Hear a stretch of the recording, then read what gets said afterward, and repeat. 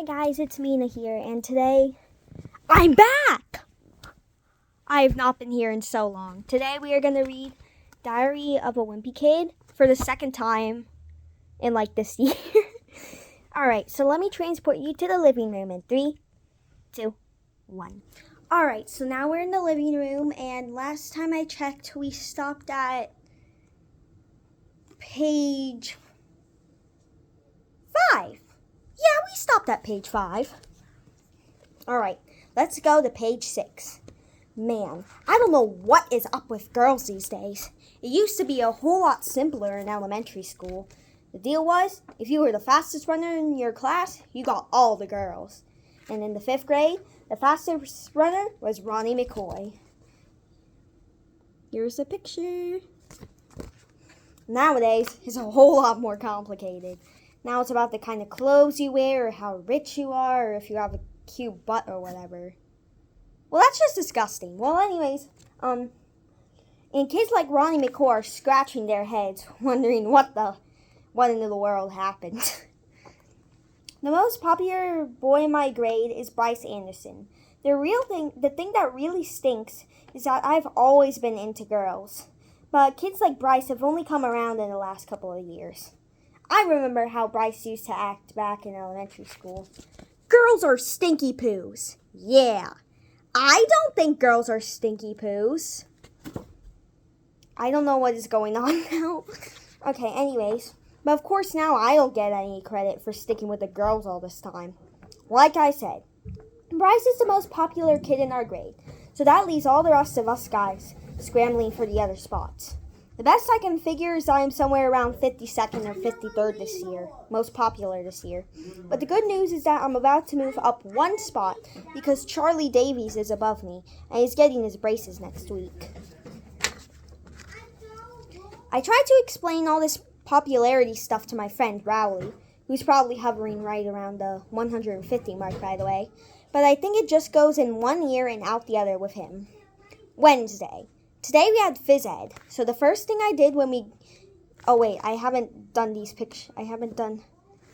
Okay, so this is the one at the end of page 7. That's Charlie Davies. One ear and out the other with him. This is Greg and Rowley. And then...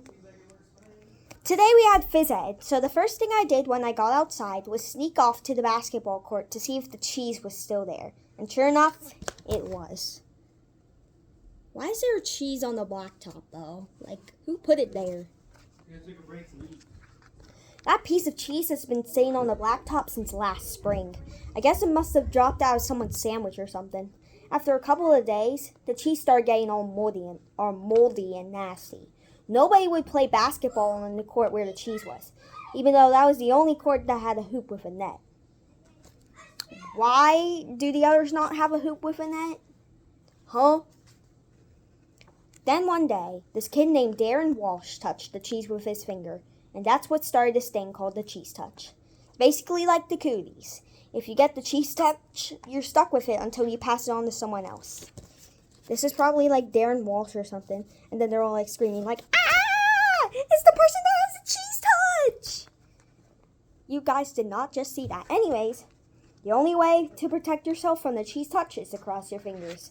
But it's not that easy remembering to keep your fingers crossed every moment of the day. I ended up taping mine together so they stay crossed all the time. I got a D in handwriting, but it was totally worth it. This one kid named Abe Hall got the cheese touch in April, and nobody would even come near him for the rest of the year. This summer, Abe moved away to California and took the cheese touch with him. I just hope someone doesn't start the cheese touch up again, because I don't need that kind of stress in my life anymore. I'm having a seriously hard time getting used to the fact that summer is over and I have to get out of bed every morning to go to school. My summer did not exactly get off to a great start thanks to my older brother Roderick. Well, that's it.